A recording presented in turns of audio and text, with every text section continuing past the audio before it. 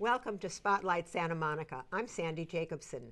This is the show that takes you beyond the sun and sand for a look at the people and departments that help make Santa Monica such a desirable place to live.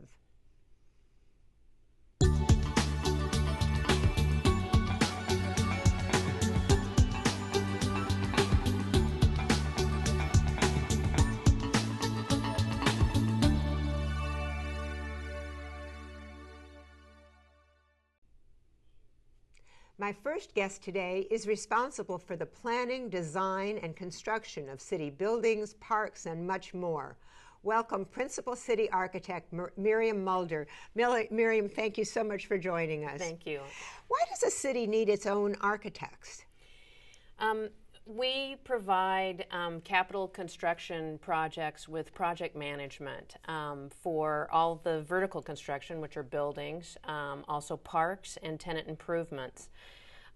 We partner with other city departments and stakeholders, and also we solicit architects and builders to do the design and construction for projects. What kind of projects are involved in your department? I know I mentioned parks and things like that, but do you do parking structures? Yes, we do.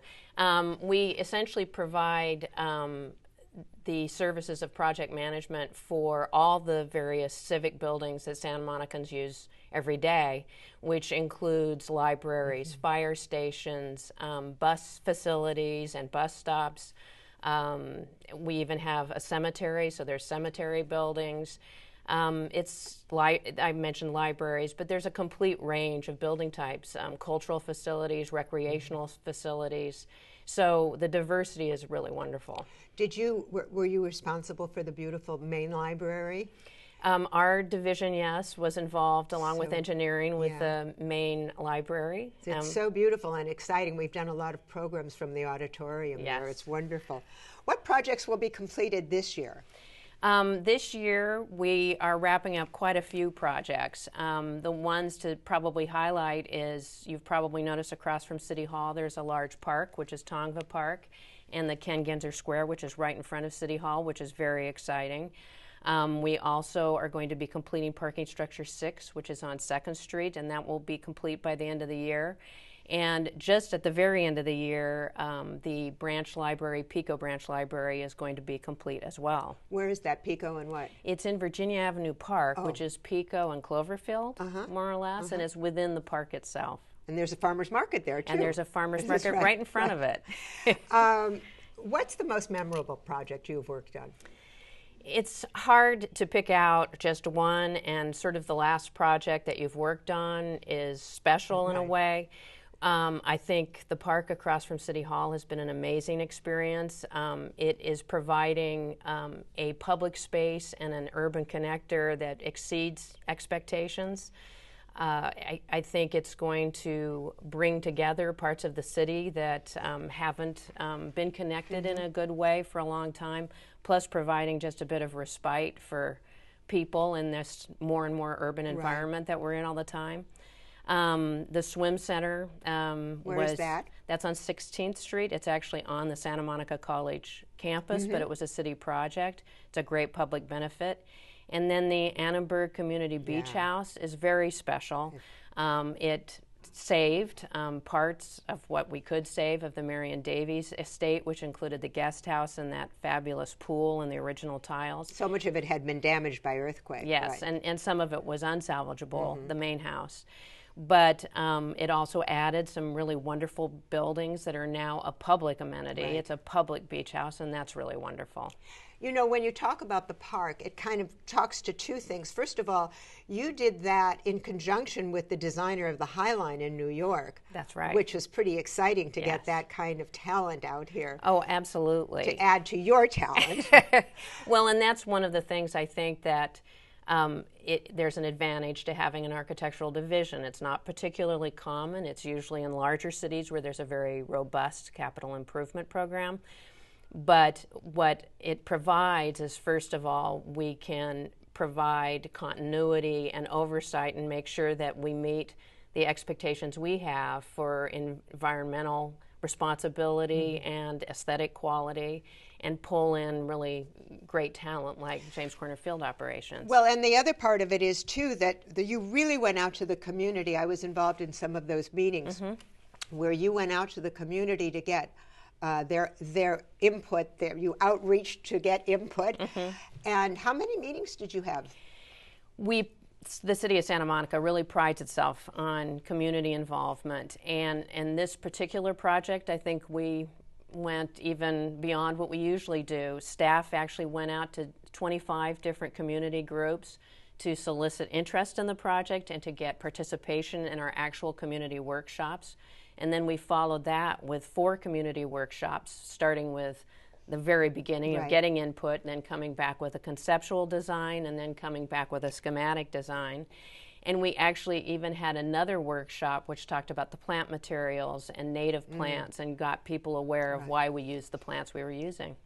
So this is maybe a silly question. Is it more, or does it cost more or less to build in Santa Monica? It certainly costs more than certain cities. One of the reasons is that the city, it's very important to the city to have a high degree of safety and sustainability and quality. And that can add cost, and it does sometimes add cost. So does your department get involved with commercial building, like with all of the building that we see, like on Colorado and all of that? No, we don't get involved in private projects at all. It's strictly public municipal projects. Why does it take so long to build something, anything? Well, I think within the city structure, what probably takes the most time is that project development piece, because we do really want to get public input, and not just public input, but we go to boards and we go to commissions and we usually go to council multiple times, and we really want to make sure that both the community and governmental agencies all have enough time to really weigh in and on the projects and give us the proper input. You know, what's interesting is that cities like, new cities like Shanghai, for example, they were developed at a certain time, and so the whole city is one kind of architecture. Yes. But Santa Monica isn't, not an old city by Shanghai standards, but it's you know, the oldest buildings can be over 100 years old. How do you know which kind of designs to go with? How do you keep up with the latest trends and yet blend them smoothly? I think you go project by project, and one of the things about all of our stakeholders, we do have a landmarks commission, for instance. So when you're dealing with any building over 40 years old, there is an assessment. You must go to landmarks and essentially have them weigh in on, you know, what needs to be preserved, what needs to be landmarked, and then that informs the design as well. So it depends on what the project is in terms of what level of design to strike, how much historical preservation should be involved. And just briefly, if you're going to build something new and modern, does it come out of your brain, or do you look at what other cities are doing? I think one thing that's always important is context. So something that's appropriate for New York is not necessarily appropriate for Santa Monica. So you want to be current, but you want to be relevant contextually. Right. Well, you certainly have. The city looks wonderful. Thank you so much, Miriam. I appreciate it. My pleasure. And up next, who do you think regulates food vendors and city performers in our city? We've got the Code Compliance Manager here. Stay tuned. Welcome to our home away from home. Action! When I came here, I discovered I could write. I found the confidence to share my poetry, and now they're songs. I got away from the trouble in my neighborhood. Come check us out at the Pico Youth and Family Center. Join us. Or volunteer. Together, we can change our world. That's a wrap. Hey, slow down! Right next to the library on 7th Street is the Santa Monica History Museum, where history comes to life for the entire family.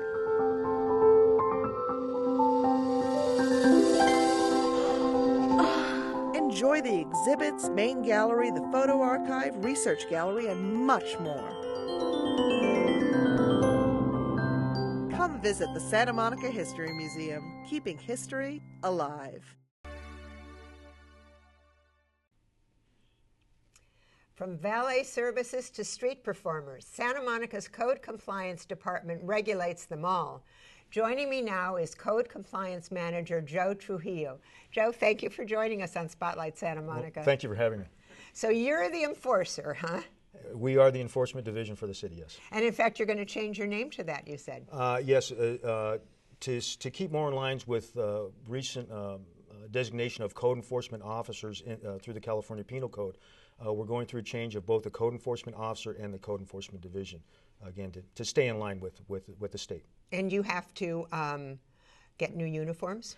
We are going through the process of putting our officers in a more distinctive uniform that will identify them very clearly while they're in the public. A lot of that for their own safety, but also so the public clearly understands who they're dealing with. Right. How many people do you have working in your department? We have a total of 13 right now. We cover a lot of area. Yeah, I was going to say from street performers and valets to smokers, and that's 13 people, stretching it pretty thin.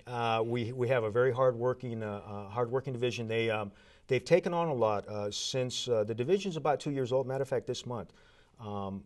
Initially, 2 years ago, we mainly just did zoning issues and building safety issues. Now, our task is to enforce everything in the municipal code. So, working along with the police department and some of the fire department, again, we're trying to kind of refine and define what we're doing.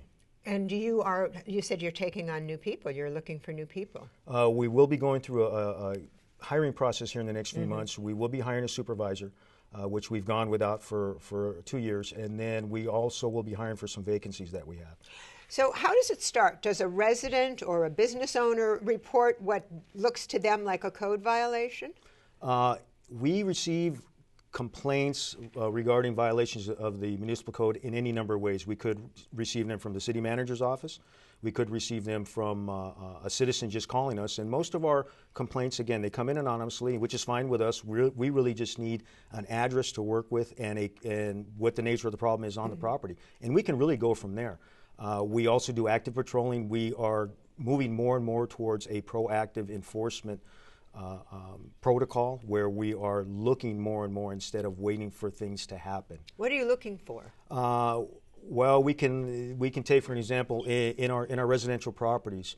What we're trying to do right now is develop a program that will identify our vacant properties. We have a number of them throughout the city, for whatever reason, are vacant. And what happens is with these properties, they become a problem, and then we react to that. But what we really need to do is have an inventory of these properties, monitor them, and conduct business proactively on them. When we see an issue on them, contact the property owner and make sure that the issue is taken care of. So when you're saying vacant, you mean they're beginning to be run down, or you have people moving in? We have a number of things. We have properties that, for whatever reason, have fallen out of construction or remain vacant or built midway. We have issues with homeless people who obviously are looking for places to sleep. So we have those trespassing issues, and those issues we work with the police department on. So let's go back to the street performers. That's more fun, and the food vendors and everything. So if they violate the code and a code enforcement officer comes over to them, what's going to happen to them? Are they going to jail, or are they going to just shut them down? What? In a lot of cases, the first thing we want to do is we want to make sure that we educate them so that they understand the law that they're breaking, or the law that they're in violation of. We also give them an opportunity, again, to in many cases with the vending. Sometimes we're dealing with citizens who are from outside of the area. They don't understand the laws here. Once we inform them and we give them an opportunity, look, this is your opportunity not to conduct business here. But for the most part, we're issuing citations. I mean, once we've been on a program to educate people for about a year and a half now, so they should understand that we're out there and we're enforcing the laws. So a citation is like a ticket? You have to pay it? It is a citation. And a citation, depending on what the violation is, could be anywhere between a $50 citation to a $1,500 citation. Ooh. So, and again, it depends on the type of violation. You know what bugs me is leaf blowers. Isn't that a violation? Yes, leaf blowers. Leaf blowers has become a new focus for us. We recently, in July of this year, assumed responsibilities for enforcing the leaf blower ordinance. What we do now is, again, we proactively look for the leaf blowers. We Many times, property owners may not be aware that the leaf blowing is going on their property. They hire somebody. So we educate both the property owner and the landscaping company or the landscaper that they're in violation. How about the pedicabs? Are those going to be regulated? Pedicabs, we assist finance with and the police department with the pedicabs. We check for business licensing, much like we do with the taxi programs and other mobile vehicles. The food trucks, we also stop and inspect those. You know, I heard that a sad part of your job is when you encounter hoarders, people who've lived, you know, in a place forever, and they collect newspapers and cat food cans and things like that. That's very sad, isn't it? Yeah, it is. I got to tell you, and our officers are really they become a little bit of social workers when they're dealing with these types of properties, and they have to understand that a lot of it's mental health issues. So there are other agencies that we do work with.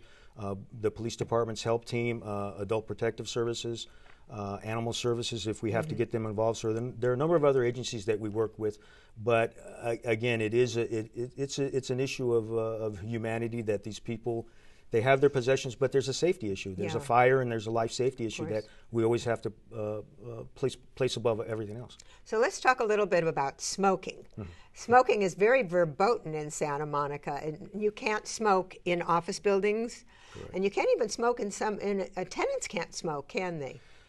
Correct. There are specific signs that have to be placed on properties, both commercial and residential properties, that designate smoking areas. On residential properties, on multifamily units, there has to be a designation of the room itself, where somebody can smoke it, whether it's a smoking unit or a non-smoking unit. You mean in a multifamily? Do you mean if somebody is renting a room out in their house? Is that what you're talking about? If it's a condominium or an apartment itself, an apartment unit, it has to be designated smoking or non-smoking.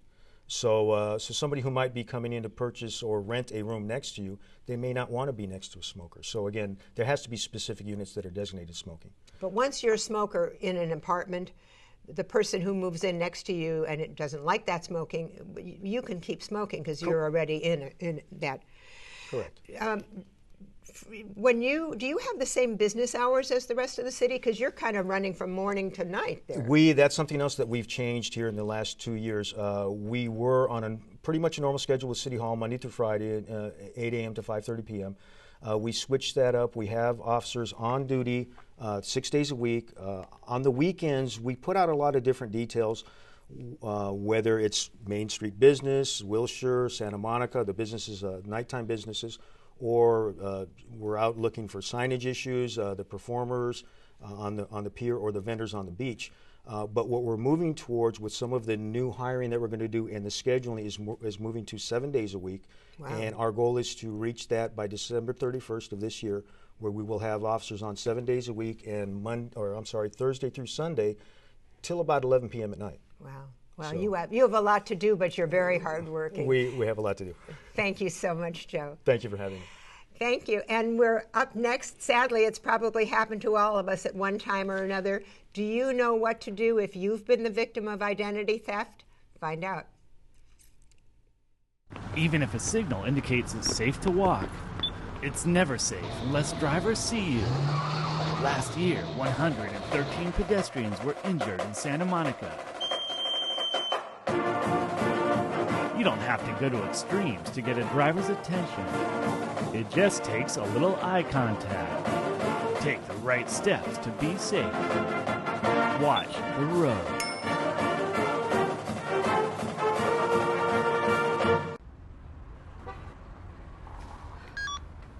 Hey, Mom. Yes, I'm home. Saved you some dinner.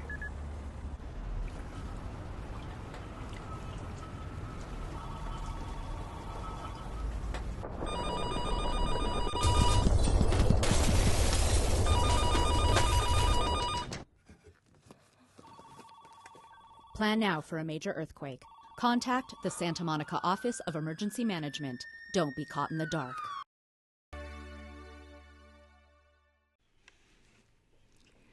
The City Attorney's Office is one of the busiest in our local government, handling everything from smoking laws to identity theft.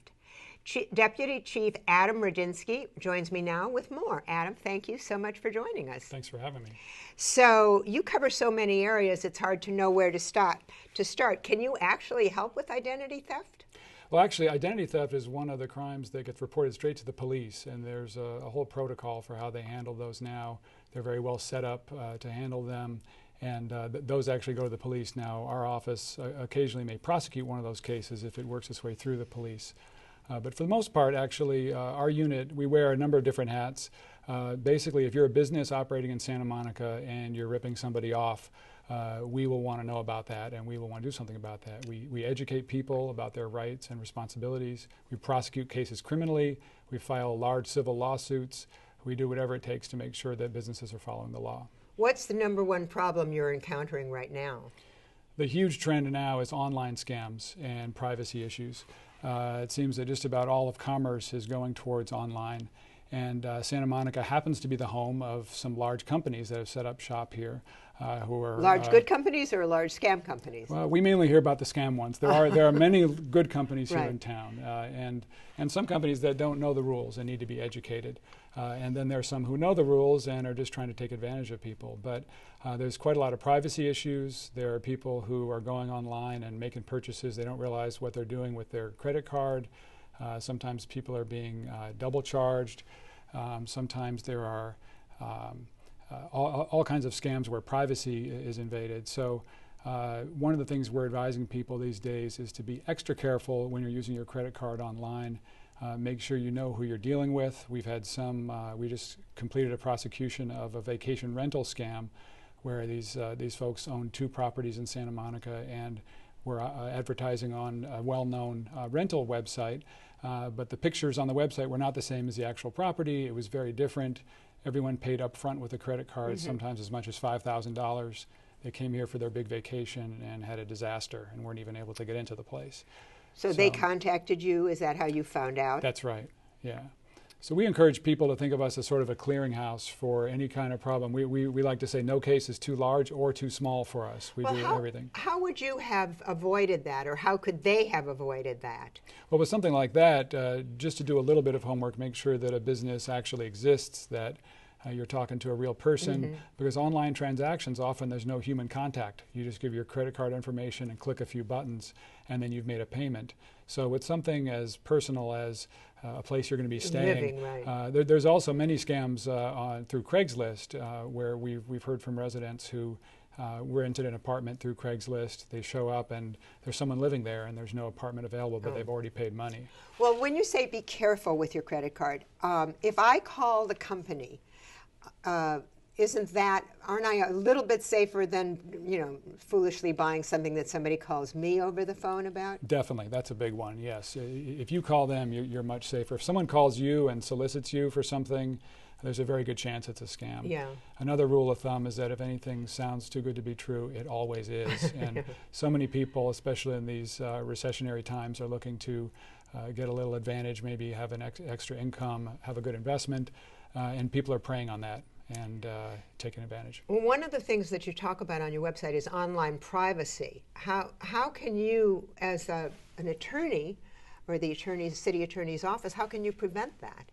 Well, it's a good question. The privacy is a wide open issue right now, and the law is changing as we speak.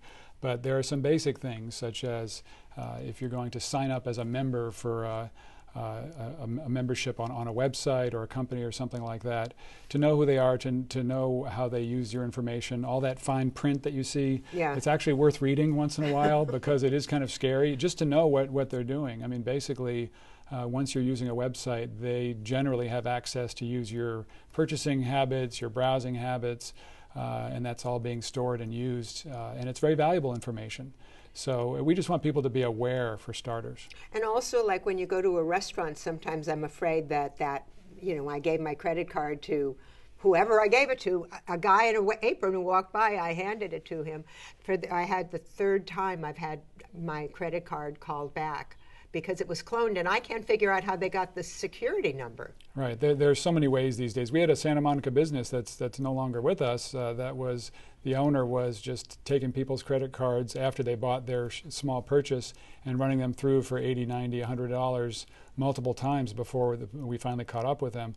The biggest tip I give people there is read that credit card statement every month. That's the best 30 minutes you could spend because so many of these charges are fraudulent and the bank doesn't always catch them. And so you really do have to check your statement. You're involved with tenant harassment too, aren't you? Yes. Now, if a tenant feels like they're being harassed, are they better off going to the Rent Control Board or to you? Well, we always advise people to call us first. The Rent Control Board does a lot of important work, and they definitely look at what's the legal rent for a unit, whether someone's entitled to a partial refund, things like that. But we advise people to come to us first because we handle cases of tenants who are being harassed out of their apartments. A lot of new owners come to town not knowing all the rules here. There are a lot of rules for owners here in Santa Monica. You mean building owners is what you're talking about? Yes, landlords. Landlords, exactly. Okay. And so they may come in thinking, well, if they have some low rent tenants, that they can just sort of give them eviction notices and fix up the place and charge more. It's not nearly that simple. And actually, if tenants are being harassed to get them out, that's a very serious violation of law. How do consumers contact you? Well, smconsumer.org is our website. We take complaints online. We answer questions by phone is the best way to reach us. We get all kinds of questions, both from consumers, tenants, and businesses. And we encourage people to come to us with any questions. If we can't handle it, we'll direct them to the people who do. But there's a lot going on right now with turnover of tenancies. As Joe mentioned, the smoking laws are keeping people very busy. There's a lot of new rules, and for the most part, those laws are going very well. But we do get a lot of questions, and we want people to know the law so they can follow it. Right. You had mentioned that there are some new scams going on. Yeah, well, one of the latest that we prosecuted was a charity scam on the 3rd Street Promenade. There were some folks who had been soliciting for charities, but it turned out that they didn't actually work for the charities and were just pocketing the money. That's a very easy thing for people to fall prey to because you're put on the spot and you feel bad not donating, and it's for hungry children, supposedly. It turned out that wasn't for hungry children. So charities is another area to really watch out for. And in Santa Monica, where you have high turnover of visitors and tourists and residents, there's going to be a lot of charitable solicitors. So we want people to make sure you know who you're donating to. That's another thing where if you approach them with a charitable donation rather than them approaching you, you're much safer. If somebody does approach you and it looks pathetic enough and you want to give, can they show you a card of some kind? I've had people show me these cards, and I don't really know if that's part of the scam or not.